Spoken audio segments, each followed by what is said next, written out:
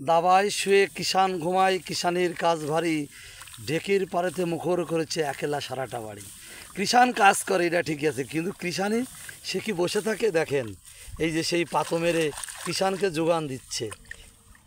এই যে খাদ্য উৎপাদিত হয় দেশের, তার ম্যাক্সিমাম কাজই করে এই কৃষানিরা।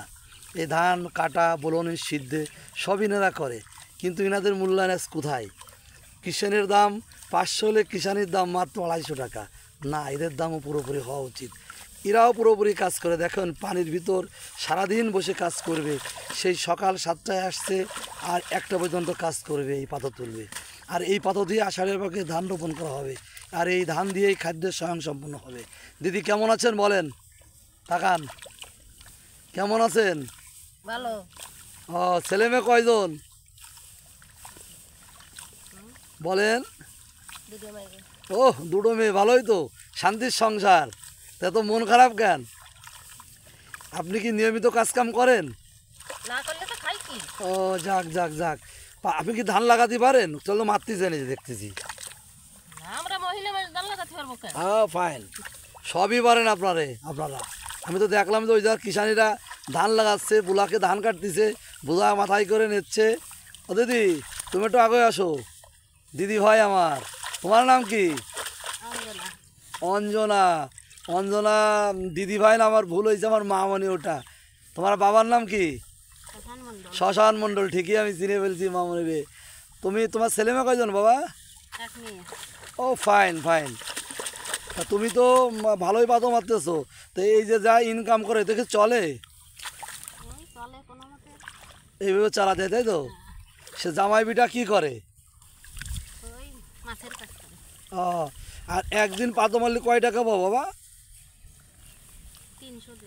300 দেয়, তাই তো? তা আসলে তো কিষানের দাম তোমাদের কম রে বাবা। ধান রোয়া কিষানের দাম কত এখন?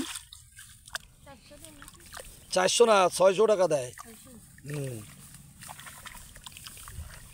তা তোমাদের এই যে কিষানের দাম কম দেয়, তোমরা এত সুন্দর কাজ করো পানির ভিতরে, এতে তোমাকে একটা কষ্ট হয় না? যে দেখো আমরা তো সমান সমান কাজ করি। ও দিদি, একটু কষ্ট হয় না তো মনে? যাক, সুন্দর। আপনার পানির ভিতর বসে আছে, তো ভেজেননি, তাই না? দেখেন কত সুন্দর সিস্টেম। এ দেখেন কত সুন্দর বুদ্ধিমাত্রার পরিচয় দিচ্ছে আমার দিদি ভাইরা। পানির ভিতর পাতো মারছে, আমার দিদি ভাইরা ভেজবে না, ভিজে তোরা কাজ করতে পারবে না, ঠান্ডা লাগবে।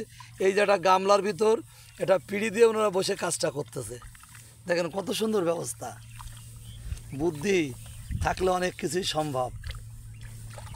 মামনি, তা তুমি কয়টা বন্ধ করবা না? 1টা পর্যন্ত? 12টা বন্ধ করবা না, তাই তো? ছাতা ওখানে আছে তোমাদের, তাই তো?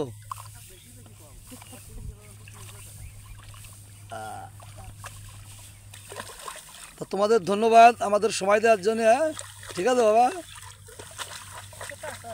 ওকে, আমি আমাদের রেজাউল হক, স্টুডেন্ট লাইব্রেরি, নড়াইল। ধন্যবাদ।